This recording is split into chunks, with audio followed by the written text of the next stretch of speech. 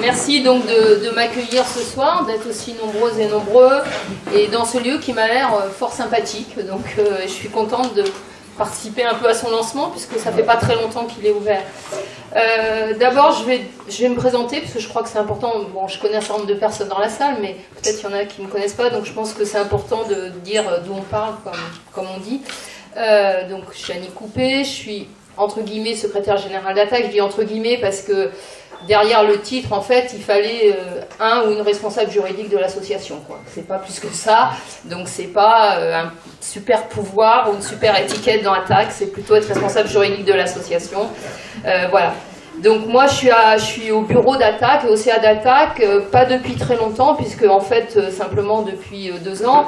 Mais il se trouve que j'ai participé au lancement d'Attac il y a 20 ans, mais à l'époque comme responsable de syndicat, puisque j'étais longtemps porte-parole du syndicat Sud-PTT, puisque je suis postière, et ensuite de l'Union syndicale solidaire. J'ai mis fin à mes fonctions syndicales il y a 4 ans quand je suis partie en retraite, parce que je considérais que retraité, fallait qu'il y ait la place aux non-retraités dans l'organisation syndicale. Donc j'ai connu Attac depuis le début, j'ai suivi forcément Attac, mais disons qu'en termes d'implication, en termes de responsabilité, c'est simplement depuis 2 ans. Voilà, donc ceci étant précisé, donc on est là ce soir pour les 20 ans d'Attac. Il y a un beau livre que je vous recommande. Non, je vous recommande parce que on a voulu faire, et je crois qu'on y a plutôt réussi, et je dis bien on, parce que même si c'est moi qui suis là ce soir, on a été plusieurs, Isabelle Bourboulon, Jeanne Planche et quelques autres à travailler dessus, et à le coordonner, et ce livre, on a voulu en faire non pas l'histoire d'Attac, parce qu'après tout, ça n'a pas forcément un grand intérêt d'écrire l'histoire d'Attac, chaque année, qu'est-ce qui s'est passé, etc., mais plutôt de considérer que les 20 ans d'Attac, à la fois, c'était bien de dire qu'on était content d'exister toujours, malgré les péripéties qu'il y a eu dans l'association, hein, et il y en a quelques-unes qui ont été rappelées, mais c'était aussi pour dire que ce livre il devait être utile, finalement, pour les 20 ans qui viennent. C'est-à-dire que les thèmes qui sont traités, il y en a une 50aine à peu près, et on a choisi de faire des mots-clés de tous les mots qui nous ont semblé représentatifs de ce qu'est Attac. Donc vous y trouverez, comme on a dit, d'altermondialisme à zapatisme, hein, c'est vraiment large. Vous trouverez aussi bien des mots-clés comme travail, comme désobéissance, comme salarié, comme évidemment banque, comme capital, comme écologie, enfin bon, etc., etc. Et tous les thèmes qui, d'une façon ou d'une autre, ont irrigué Attac. Et la deuxième chose qui est intéressante, je trouve, et qui montre aussi, au-delà du livre, qui est encore une fois, je trouve, un bel objet assez bien réussi, mais qui montre aussi la démarche d'Attac, c'est, il y a un certain nombre de, bien sûr, il y a des contributeurs et contributrices qui sont à Attac, vous trouverez Geneviève Azan, par exemple, ou des figures historiques de l'association qui ont apporté, qui apportent toujours beaucoup, Suzanne Georges, Maxime Combe, enfin quelques-uns et quelques-unes comme ça. Mais on a aussi sollicité des personnes qui ne sont pas Attac, qui ont eu l'occasion de travailler ou de faire des choses avec Attac ou qui avaient des choses à dire sur Attac. Et on a évidemment aussi des signatures internationales, donc l'idée c'était aussi de montrer la dimension d'ouverture d'Attac, à la fois sur les sujets, mais aussi sur les personnes et les acteurs et actrices des mouvements de mobilisation. Alors, peut-être aussi dernière chose sur, entre guillemets, l'anniversaire, ça a été dit tout à l'heure, quand Attac a démarré en 1998, il y a eu un enthousiasme très fort. Et ça s'est traduit par un nombre d'adhérents, enfin on s'est retrouvé à 30 000 adhérents très très vite, hein, ça a été rappelé. Et puis aujourd'hui, Attac, il n'est même pas 13 000, on est 10 000. On va finir l'année avec 10 000 adhérentes et adhérents. Et on peut dire, d'ailleurs certains journalistes sur leur question, mais quand même vous étiez 30 000 il y a 18 ans, et puis là vous êtes 10 000, donc vous êtes en crise. Non, Attac n'est pas en crise, Attac va même plutôt bien. Alors pourquoi? Il y a plein de raisons au fait qu'aujourd'hui nous ne sommes que 10 000 adhérentes et adhérents. À la fois, je pense qu'il y a eu effectivement cette période de la crise, il y a une dizaine d'années, qu'Attac a failli mourir, hein, je crois qu'il faut le dire comme ça. Bon, on l'a surmonté et tant mieux, et c'est pas, bon, 10 ans après, on va pas s'apesantir là-dessus parce que ça n'a pas beaucoup d'intérêt. Je crois qu'Attac a été capable de rebondir, et surtout, pour moi, ce qui me semble le plus important, c'est qu'aujourd'hui, enfin aujourd'hui, depuis quelque temps déjà, Attac de nouvelles générations arrivent à Attac. Et évidemment, c'est ça qui est assez décisif, parce que les gens qui ont fondé Attac comme moi ont vieilli, et donc voilà.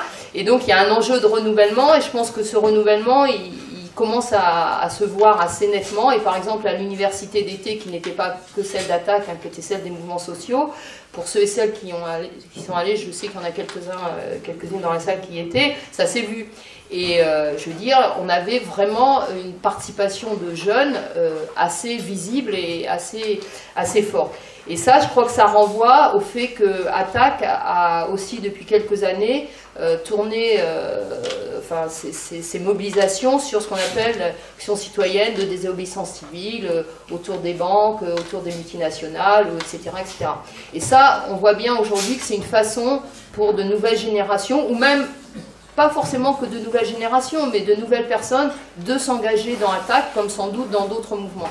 Et évidemment, Attac garde sa dimension. Je rappelle que Attac, c'est l'action citoyenne, c'est l'éducation populaire tournée vers l'action citoyenne. Donc il y a bien cette dimension à la fois d'expertise, mais aussi d'action pour construire les rapports de force. Je crois que c'est les deux pieds d'Attac, et c'est ça aussi qui, de mon point de vue, rend Attac peut-être plus nécessaire que jamais encore aujourd'hui, et dans les mois et les années qui viennent. Alors, donc, quand Attac s'est créé il y a 20 ans, Attac s'est créé, comme vous le savez, sur l'idée de la fameuse taxe Tobin, donc de la taxation des transactions financières, puisque c'était l'édito du Monde diplomatique qui rappelait le poids des transactions financières qui circulent toujours à la vitesse de la lumière autour de la planète et qui alimentent la spéculation financière, etc., etc., et qui, de ce point de vue-là, affaiblissent aussi les démocraties, etc., mais on en reparlera.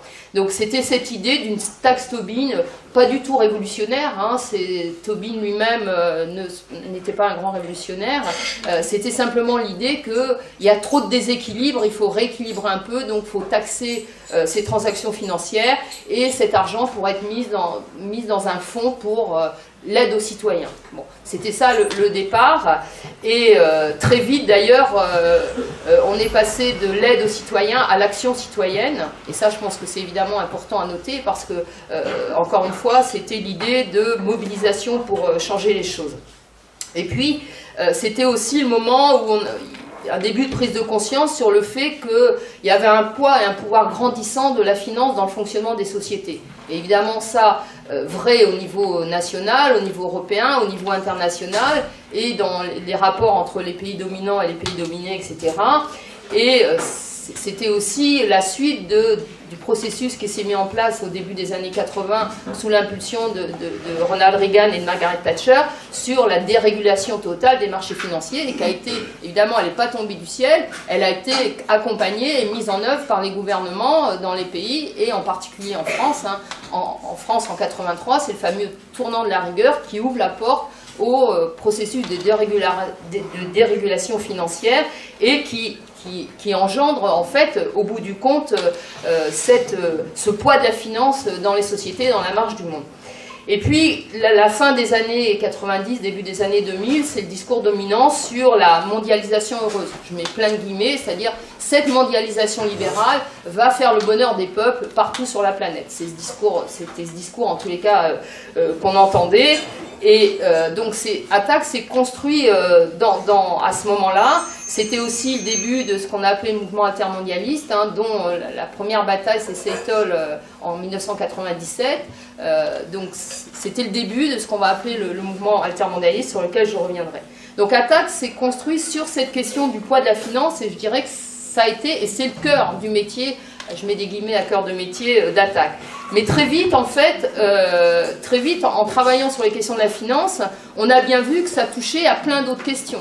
C'est-à-dire, quand on regardait le poids de la finance dans les sociétés, eh bien, on voyait tout de suite, par exemple, dans le fonctionnement des entreprises, le poids de la finance que ça faisait. C'est la priorité aux dividendes aux actionnaires à la fin de l'année, et donc les salariés comme variable d'ajustement et qu'on jette, etc.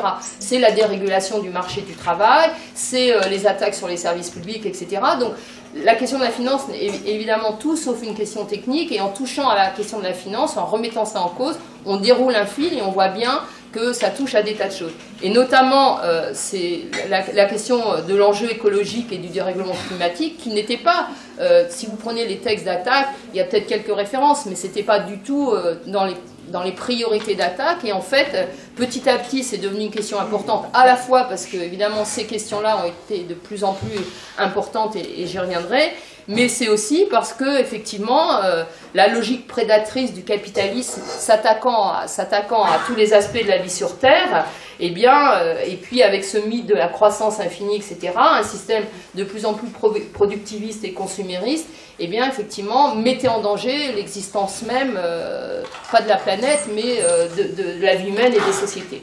Donc, c'est en ce sens-là que, petit à petit, et aujourd'hui, la question écologique est une question centrale pour Attac, tout autant que la question financière, et on essaye d'articuler les deux. Alors, 20 ans après, je vais passer vite là-dessus, parce que je pense que c'est des choses qui sont connues, on est loin d'une mondialisation heureuse, c'est même le contraire. Les inégalités entre pays ont continué de croître, mais surtout les inégalités entre individus.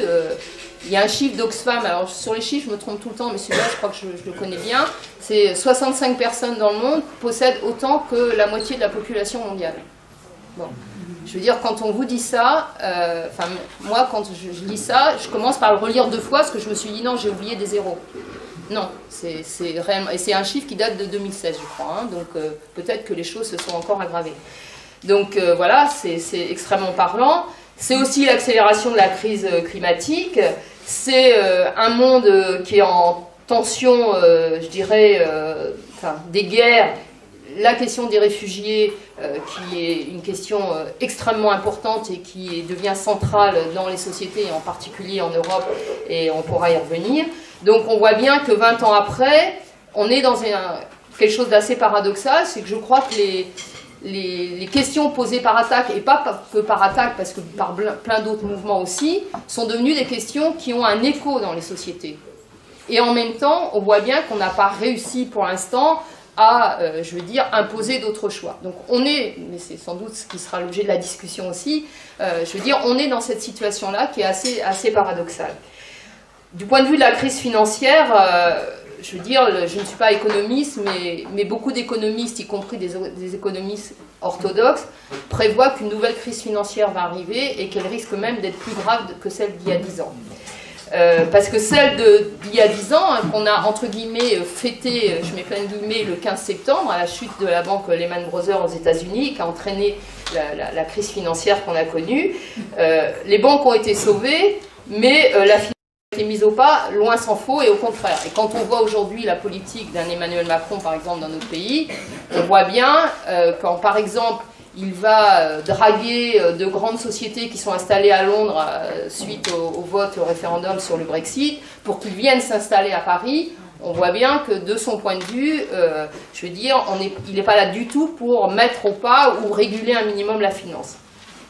Les peuples ont payé le prix fort et continuent de le payer avec des politiques d'austérité permanentes et généralisées, des systèmes sociaux démantelés, des droits sociaux attaqués, des services publics mis en cause, la santé, l'éducation pour ne citer que cela, et globalement un rapport capital-travail qui continue de s'affaiblir au détriment du travail et au profit du capital. Dans le même temps, la crise climatique. Je ne vais pas développer tellement là-dessus parce qu'il suffit de regarder ce qui se passe cette année, où c'est après l'année 2017 qui avait été l'année la plus chaude, l'année 2018 va être l'année la plus chaude et celle où il y a le plus de typhons, de choses comme ça, etc. Le GIEC, qui est le groupe international qui travaille d'experts sur le climat, qui est un groupe de gens sérieux du monde entier, etc., son prochain rapport va sortir début octobre là, et ce qu'on sait déjà, c'est qu'il va être encore plus inquiétant et alarmant que le rapport précédent. C'est-à-dire qu'on est loin des engagements de la COP21 à Paris en 2015, hein, qui prétendait, en tous les cas, qui fixait comme objectif de limiter le réchauffement climatique à 2 degrés, voire 1,5 degré. Là, on est clairement, on sera au-delà de ça. Bon, voilà, et on est dans une situation où vous avez peut-être entendu hier ou avant-hier que Emmanuel Macron a été sacré champion de la planète au One Summit Climat à l'ONU. Et bon, je n'épilogue pas là-dessus, c'est tellement facile. Et en même temps, enfin 15 jours après que Nicolas Hulot ait démissionné. Quoi qu'on pense de Nicolas Hulot, en tous les cas, sa démission prouve que même ces velléités qu'il avait de poser, on peut penser qu'il avait quelques velléités, faisons-lui ce crédit-là, je veux dire, étaient totalement incompatibles avec les politiques menées par ce gouvernement. Il avalait beaucoup de couleuvres, à un moment donné, peut-être qu'elles étaient trop grosses, j'en sais rien, peu importe, c'est pas mon problème. Mais en tous les cas, je veux dire, on peut mettre les deux événements en face à face, ça illustre bien, en tous les cas, le fait qu'il n'y a aucune politique conséquente par rapport à ça.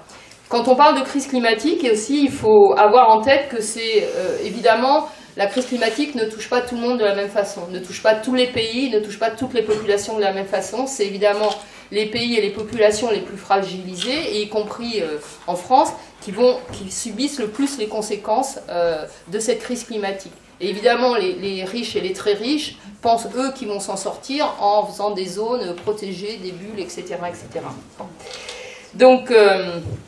je crois qu'on est dans une situation où la prise de conscience que la survie même des sociétés sur cette planète est en cause et peut être remise en cause. Alors, évidemment, depuis 10 ans à peu près, Attac, et comme d'autres, on parle de crise systémique, parce qu'on a parlé de la crise financière, on a parlé de la crise climatique, mais on voit bien que c'est globalement un modèle qui est en crise profonde, qui est le modèle de ce capitalisme financier, mondialisé, productiviste, etc., qui est fondamentalement en crise, et que les tenants du pouvoir, quelles que soient les multinationales, les banques, les gouvernements, etc., aujourd'hui, il y a une espèce de course folle d'accélération des choses. Bon. Et c'est un peu dans cette situation-là, et je pense que c'est important de comprendre que c'est pas juste des petits bouts de crise qu'il faudrait raccommoder un peu, mais que c'est bien je veux dire, une crise profonde de ce système tel qu'il a été construit depuis 30 ou 40 ans. Alors, avec ça, ce qu'on appelle la crise politique démocratique, et avec des conséquences, puisque en fait les institutions, les gouvernements élus, et ça on a malheureusement un bon exemple en France, je veux dire, quel qu'il soit, l'alternance, etc., il n'y a aucune alternative et c'est les mêmes politiques, et d'ailleurs Macron est l'illustration parfaite de ça, ni de droite ni de gauche, rappelez-vous, et surtout beaucoup de droite. Donc on est dans cette situation-là, avec une crise des partis politiques qui ont dominé la vie politique pendant des années et des années, une montée des populismes de droite, pour prendre ce terme-là, des extrêmes droites, etc., partout dans le monde, des pouvoirs extrêmement autoritaires, bon, et avec, y compris, des politiques de répression. Alors en France, des quartiers populaires, ça depuis longtemps, des jeunes des quartiers, etc., des personnes racisées et tout, mais une politique de répression qui se développe aux mouvements sociaux. On l'a vu pendant la loi travail, bon, je veux dire, et avec la transcription dans la loi d'état d'urgence. Bon, cette affaire-là, on n'a pas réussi à l'empêcher, mais c'est quand même tout à fait symptomatique, et je pense que ça a à voir avec le fait que pour mener ces politiques qui sont ces politiques d'austérité durable, eh bien, il faut des politiques autoritaires et il faut des politiques répressives, parce que ça ne passe plus et ça ne passe pas dans les populations. Crise de l'Union européenne, évidemment. Donc on est un peu dans ce contexte-là. Des déséquilibres internationaux importants, ce qu'on a appelé pendant longtemps le multilatéralisme, c'est-à-dire les négociations au sein de l'Organisation mondiale du commerce, etc. On est en train de passer, depuis d'ailleurs quelques années, à des accords bilatéraux, hein, et on voit bien que là, c'est vraiment de la guerre commerciale qui est en train de se mettre en place, avec tout ce que ça veut dire derrière, et donc un monde totalement instable. Dans ce contexte-là, les tentatives de repli nationaliste et xénophobe sont importantes. Elles peuvent être incarnées aussi bien par un Trump que par un Orban en Europe, mais d'une autre façon, même si Macron s'inscrit dans un néolibéralisme plutôt pro-européen, je veux dire, en même temps, ce nationalisme d'un Orban en Europe ou cette espèce de néolibéralisme, mais autoritaire de Macron, en fait, ni l'un ni l'autre ne répondent à deux enjeux fondamentaux qui sont les besoins sociaux des populations et la crise climatique. Donc de fait, aujourd'hui, ce qu'on nous présente comme deux modèles finalement concurrentiels, ils ne sont pas si concurrentiels que ça, c'est-à-dire que chacun à leur manière, ils essayent de tirer leur épingle du jeu pour le profit d'une minorité dans leur pays. Trump, c'est exactement ça. Hein. C'est pas, même s'il remet en cause, par exemple, le CETA, ou dit qu'il va, même s'il remet de la protection aux frontières avec des droits de douane, c'est pas du tout pour l'intérêt de la grande majorité de la population des États-Unis. En tous les cas, on le pense pas. Alors, dans ce contexte-là, qui pourrait apparaître assez sombre quand même, en même temps, il faut qu'on voit bien qu'on est dans une période où il y a des résistances, et des résistances importantes. Je veux dire, on peut parler des luttes sociales en France qu'il y a eu ces dernières années, même si elles n'ont pas été victorieuses. On peut parler du mouvement féministe au plan international, les millions de personnes les millions de femmes qui sont descendues dans la rue dans l'État espagnol. Je fais attention à ce que je dis, je suis pas loin de la frontière. Dans l'État espagnol le 8 mars cette année, ou en Argentine, ou au Brésil par exemple, où c'est aujourd'hui les femmes qui prennent la relève dans une situation politique extrêmement compliquée contre le candidat réactionnaire d'extrême droite qui est en train de monter dans plein de pays. Et cette question, il y a eu évidemment le mouvement MeToo, etc. Mais on voit bien que cette question des mouvements et des résistances des femmes est en train de prendre une dimension internationale très importante. C'est les résistances, évidemment, sur les grands projets imposés et inutiles, comme on en a parlé tout à l'heure, celui dont vous avez parlé. Bon, la victoire à Notre-Dame-des-Landes, même si la suite est évidemment compliquée, mais en même temps c'est une vraie victoire. C'est le mouvement anti-Trump aux États-Unis, c'est les mouvements de solidarité avec les migrants, avec les réfugiés, extrêmement importants, contrairement à ce qu'on peut dire, parce que on nous laisse entendre souvent que l'opinion publique, majoritairement, est contre les migrants, contre les réfugiés, etc. Quand on voit le nombre d'initiatives de solidarité, y compris avec la répression, Cédric Herrou, hein, mais pas que lui, je veux dire, en France, mais aussi dans d'autres pays européens. Donc ça, c'est aussi une question très importante. Récemment, le mouvement pour le climat, la journée du 8 septembre, a été une excellente surprise, c'est-à-dire quelque chose qui a été lancé par un individu sur les réseaux sociaux, etc., bon, en France, mais aussi évidemment au plan international, a été en tous les cas une grande réussite auquel on ne s'attendait pas forcément. Ça veut dire que ces questions-là entrent vraiment dans le débat citoyen.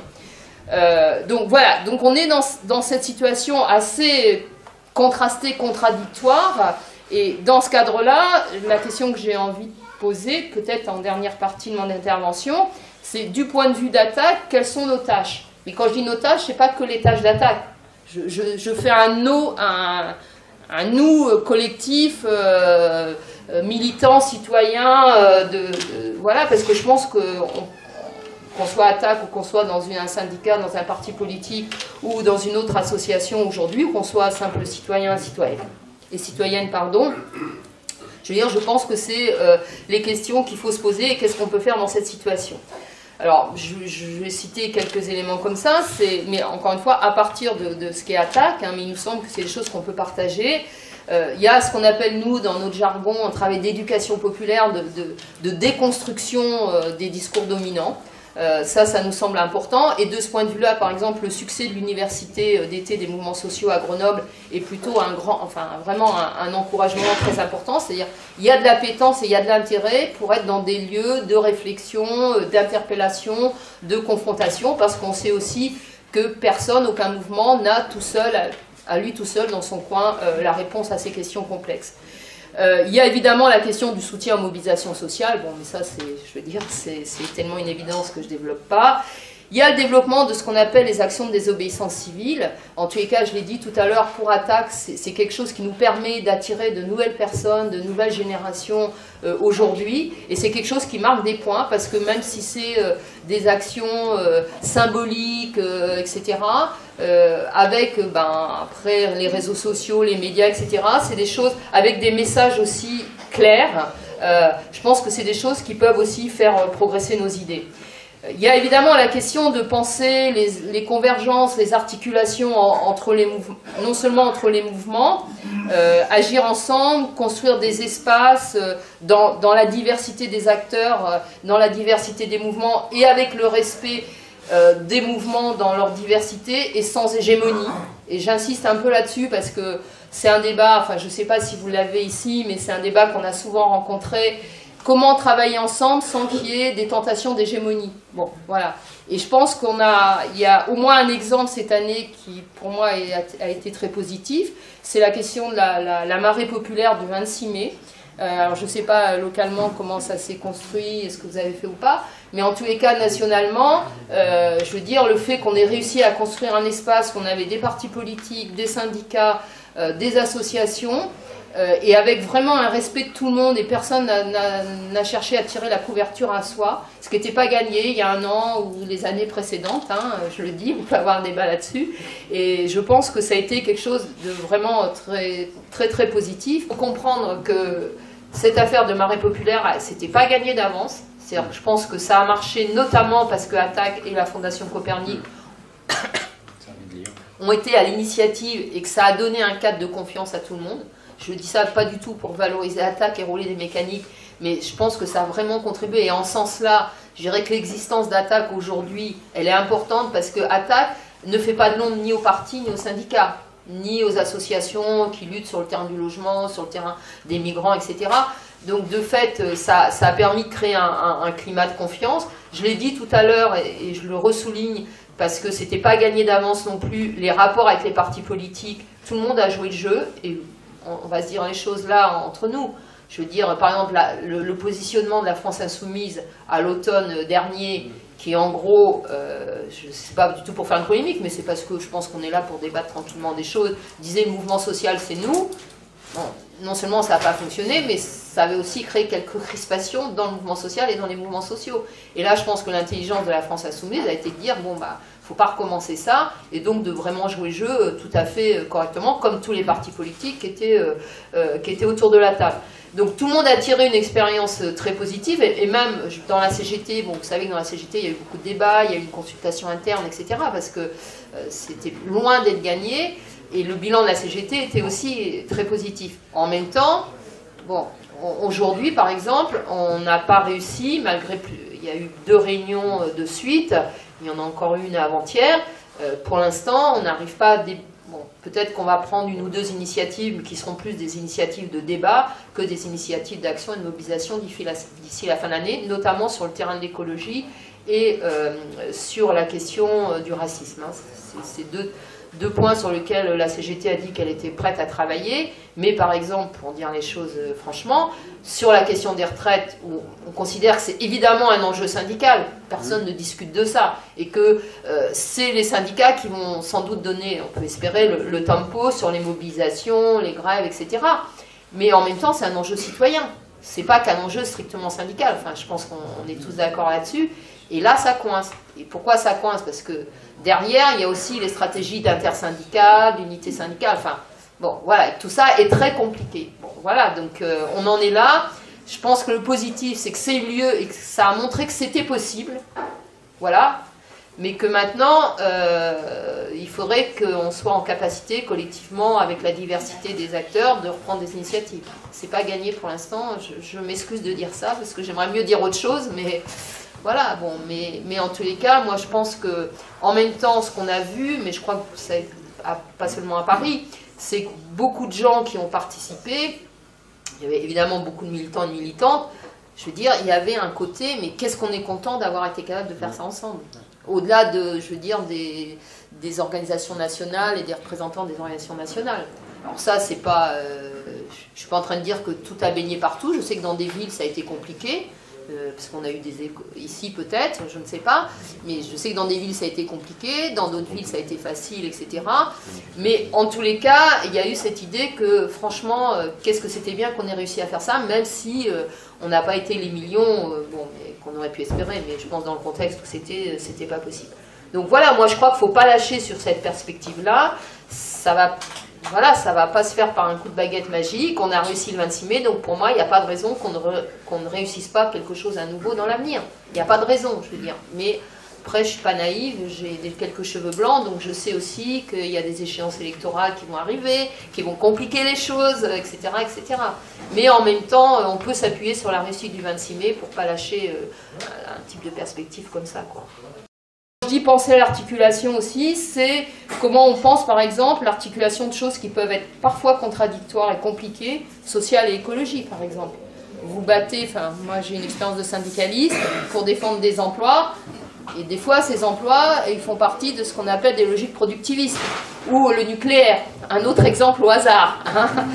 On voit bien que c'est des questions qui peuvent être source de tensions et de confrontation, mais je pense qu'on a une responsabilité les uns et les autres, et en tous les cas pour ATTAC c'est très important, d'essayer de trouver des confrontations qui permettent de sortir par le haut face aux enjeux actuels.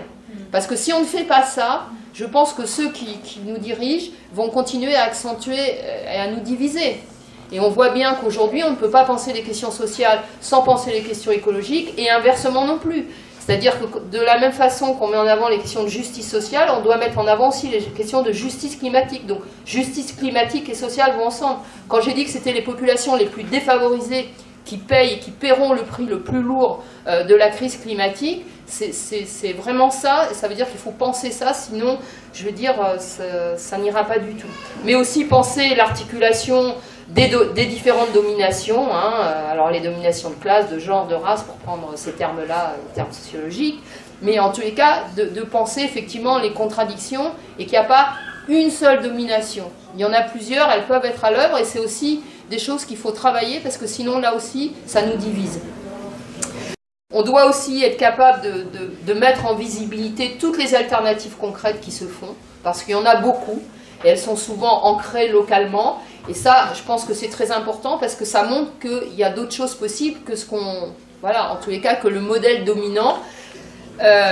C'est évidemment ce que je dis là, pour nous, en tous les cas, côté ATTAC, c'est des choses qui doivent se travailler nationalement, et aussi localement, mais aussi d'un point de vue international, je dirais, pour nous. Alors d'un point de vue internationaliste et altermondialiste, il faut le reconnaître, la dynamique des forums sociaux mondiaux, forums sociaux européens, etc., je veux dire, n'est plus ce qu'elle était, pour le dire comme ça, même si, par exemple, le forum social mondial qui s'est tenu à Salvador de Bahia en début d'année a été plutôt une grande réussite, avec notamment les thématiques, je veux dire, des femmes, des personnes racisées, des populations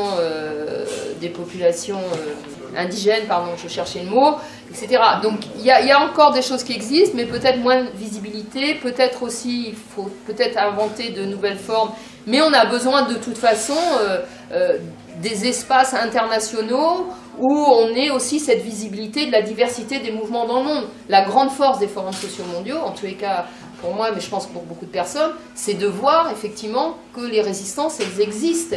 Et elles existent d'un bout à l'autre de la planète et sur beaucoup de thématiques. Donc ça, c'est une question qu'il faut retravailler. Au niveau européen, je pense que les tentatives qu'il y a eu de trouver des cadres de travail européens sont pas simples, sont aussi en difficulté.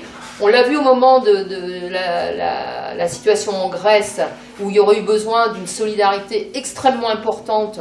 On n'a pas réussi vraiment à faire des choses, même s'il y a eu des choses qui sont faites et des choses qui continuent, mais on n'a pas réussi effectivement à montrer que ce qui se passait en Grèce, enfin en tout cas à montrer un large public et à mobiliser un large public sur ce qui se passait en Grèce, c'était le laboratoire pour toute l'Europe, et je pense que malheureusement, voilà. Donc on est un peu dans cette situation-là, mais je pense qu'on ne peut pas lâcher une vision politique de notre mouvement qui est forcément un mouvement internationaliste et altermondialiste. Ça me semble très important, notamment dans cette période de montée des populismes de droite, de la xénophobie, des régimes autoritaires et réactionnaires. Alors, on a une vraie discussion en ce moment, c'est la question face au libre-échange, que ça soit sous la forme traités multilatéraux ou traités bilatéraux, c'est qu'est-ce qu'on met en avant par rapport à ça? Qu'est-ce qu'on met en avant comme type d'échange économique entre les peuples? Et pour l'instant, c'est vrai que c'est les multinationales qui sont à la manœuvre. Les accords passés multilatéraux, les accords aujourd'hui bilatéraux leur donnent un poids extrêmement important, et notamment avec ces histoires de tribunaux arbitraires, par exemple, qui peuvent traîner un pays, un gouvernement qui prendrait des mesures écologiques, sanitaires, etc., qui peuvent être traînés par une multinationale et avoir des amendes extrêmement fortes. Donc on voit bien que ça, il faut absolument le casser et le remettre en cause. Mais je crois que dans notre réflexion, on doit effectivement être capable de dire qu'on voudrait des échanges qui articulent la protection des populations, la solidarité internationale et les impératifs sociaux et environnementaux. Je pense que c'est comme ça qu'on doit penser les échanges internationaux et les sortir effectivement des griffes des multinationales.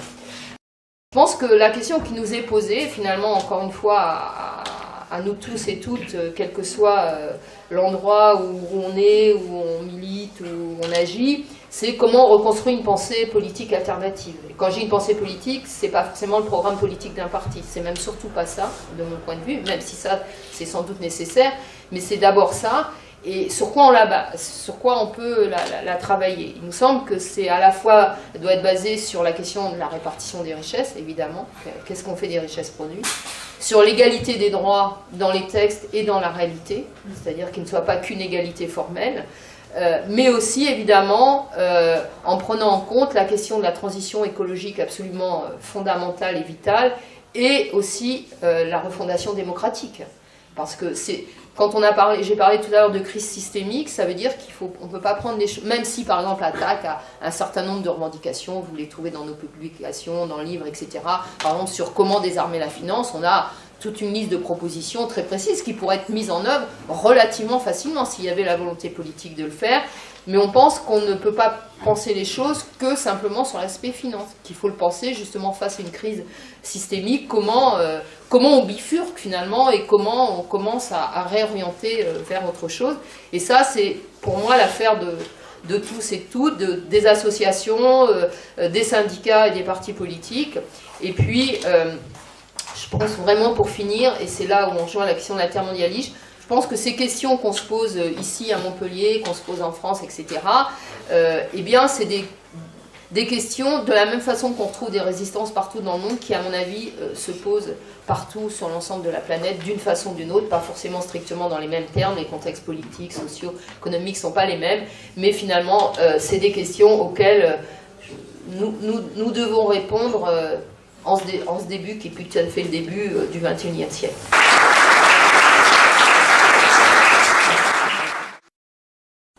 L'évolution dans les confédérations. Alors moi, je connais une organisation syndicale qui s'appelle Solidaire et voilà, bon, je sais quels ont été les débats. Non, mais je vais en dire deux mots quand même parce que, par exemple, il y a une commission écologie à Solidaire.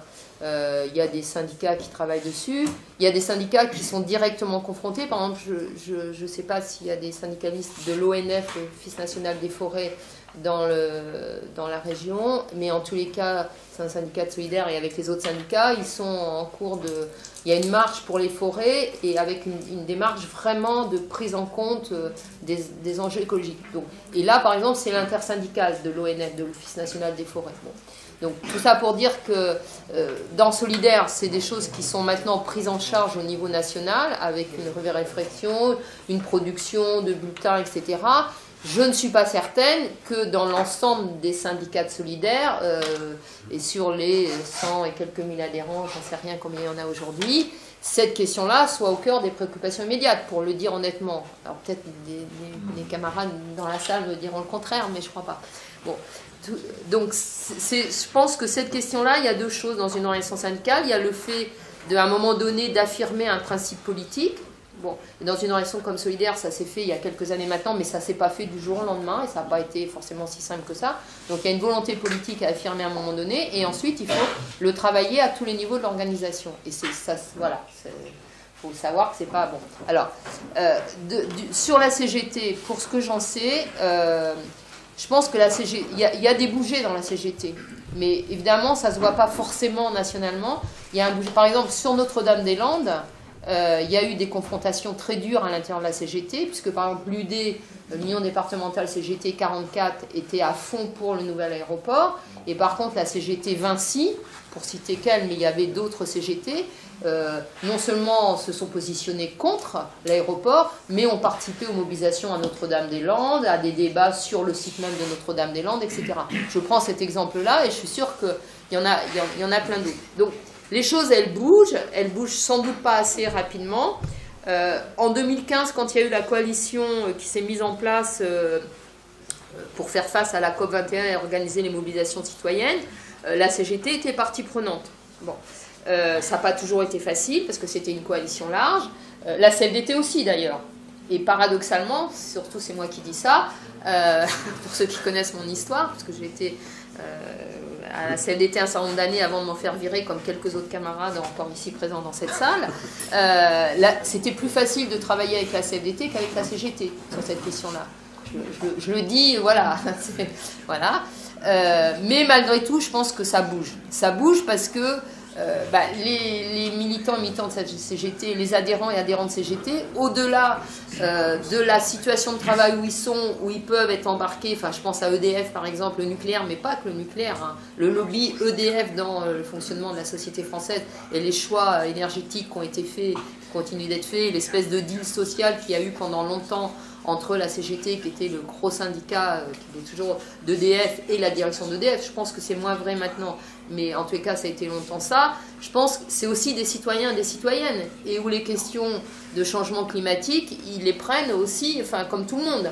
C'est pas simple. Quels peuvent être les lieux pour ça? On espérait beaucoup, quand justement, dans la plateforme 1 million d'emplois climat, de faire venir la CGT. Ça n'a pas été possible au niveau national, même localement dans les quelques endroits où il y a eu un peu des débats, etc.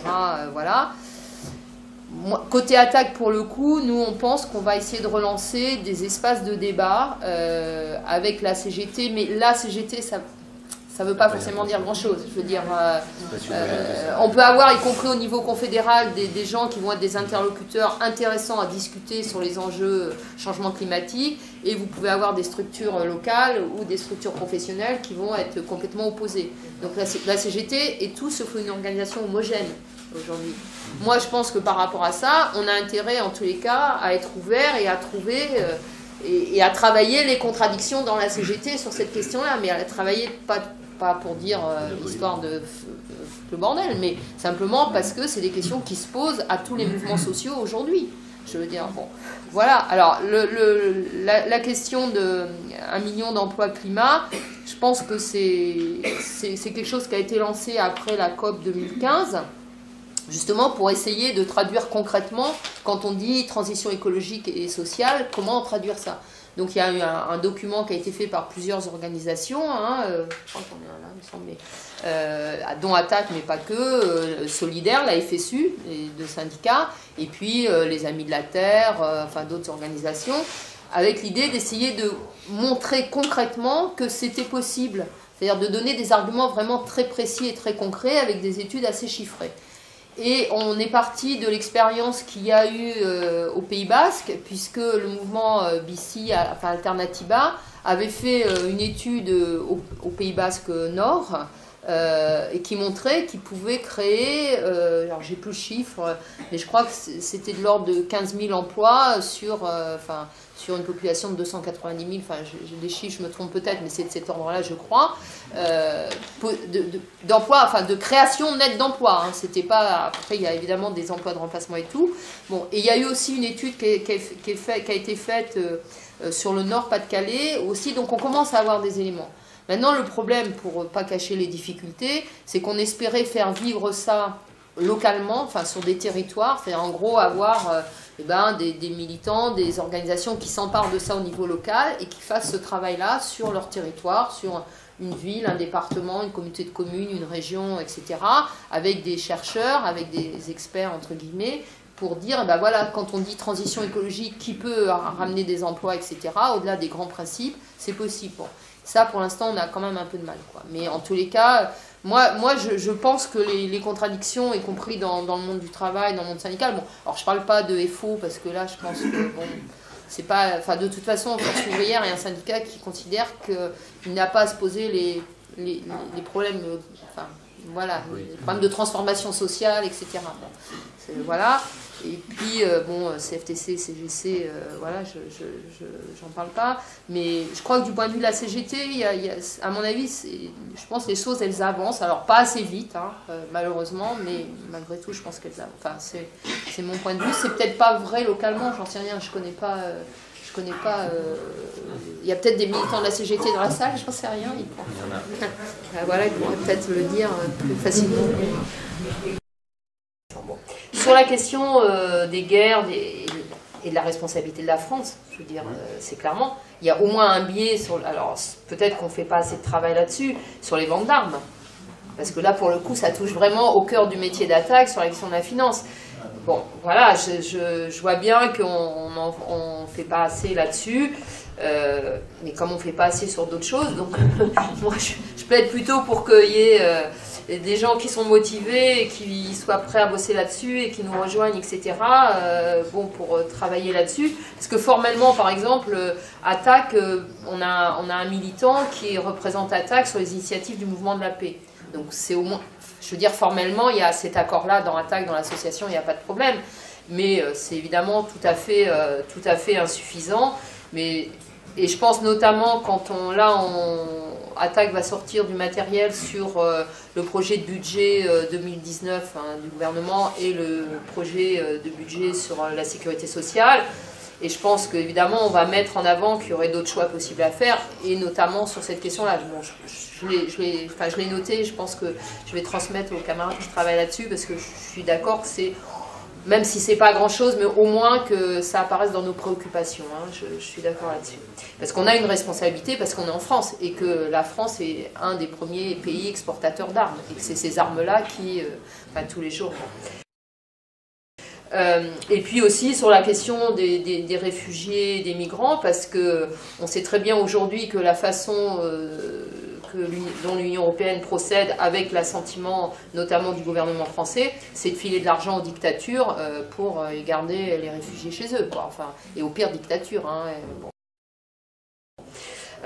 Voilà. Alors, sur la question des dominations, et sur la question de l'école, alors moi je ne suis pas du tout une spécialiste de l'école, je vais donc dire une généralité qui sera peut-être une banalité, c'est que je pense qu'aujourd'hui le système de l'éducation nationale est tellement mis à mal par les suppressions de postes, par différentes réformes, etc., que la question de, je ne sais pas comment l'exprimer, en tous les cas d'une prise en charge des élèves répondant réellement aux besoins des élèves et des familles, je veux dire, n'existe plus, enfin, il n'y a quasiment plus de débat là-dessus.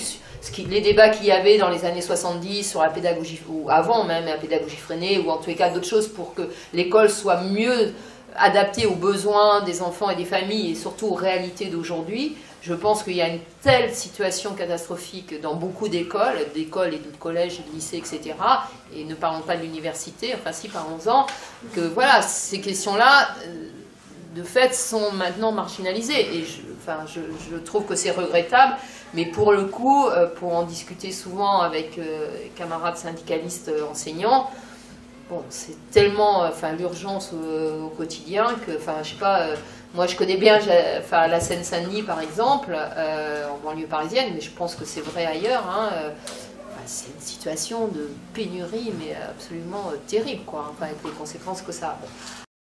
Je vais répondre quand même sur la question que tu as soulevée sur un mouvement d'éducation populaire, donc qui vise à l'émancipation individuelle et collective et qui donne des consignes qui a donné une consigne de vote une fois en 2005 sur le TCE. D'abord, moi je pense que Attac, comme d'autres, au moment de la lutte contre le TCE, a fait un travail d'éducation populaire extrêmement important, et encore une fois, c'était pas qu'Attac, hein, je veux dire, le nombre de réunions publiques, de décortiquage du TCE, et là, pour moi, ça a été vraiment un exemple quasi parfait d'éducation populaire, c'est-à-dire que ce sont les gens qui se sont appropriés, qui ont fait qu'au départ, alors que le référendum était donné largement gagnant par tous les médias, les partis politiques dominants, etc., eh bien, je veux dire, on a réussi collectivement, et c'est vraiment ce travail d'éducation populaire. Après, est-ce que ça interdit à une association d'avoir une prise de position? Moi, ça ne me semble pas du tout contradictoire. C'est-à-dire que je pense que, pour moi, il me semble important quand on est dans une association comme dans un syndicat d'ailleurs, parce que le débat il s'était posé aussi dans le syndicalisme, hein, je veux dire dans Solidaire en l'occurrence, mais pas seulement, le fait de faire ce travail d'éducation populaire, de faire comprendre les enjeux qu'il y avait du point de vue des valeurs que portent ces associations ou ces syndicats. Et ça, on ne peut pas être neutre. Enfin, je veux dire, il n'y a pas de neutralité. Ça ne veut pas dire que, on ne fait pas ce travail d'éducation populaire. Pour moi, les deux sont complémentaires. Et c'est pas du tout contradictoire. Et je pense que pour moi, ça n'aurait pas été possible qu'une association comme Attac, vu les valeurs qu'elle porte, ou de syndicat solidaire à l'époque, vu les valeurs qu'on portait, d'être entre guillemets neutre et de ne pas se positionner. Et d'ailleurs, du point de vue du débat syndical, dans la CGT, il y a eu ce débat. Très difficile, parce qu'effectivement, la direction de la CGT à l'époque considérait qu'elle ne devait pas se positionner, parce qu'elle n'avait pas se positionner pour, parce que voilà, mais qu'elle ne devait pas se positionner. Et en fait, il y a eu des débats extrêmement tendus, puisqu'y compris à l'époque, Bernard Thibault a été mis en minorité, puisque l'instance nationale avait pris position contre le TCE. Donc, je pense que, pour moi, c'est pas contradictoire de faire ce travail d'éducation populaire et en même temps d'assumer ses responsabilités et de prendre position, quoi, hein. Enfin, merci.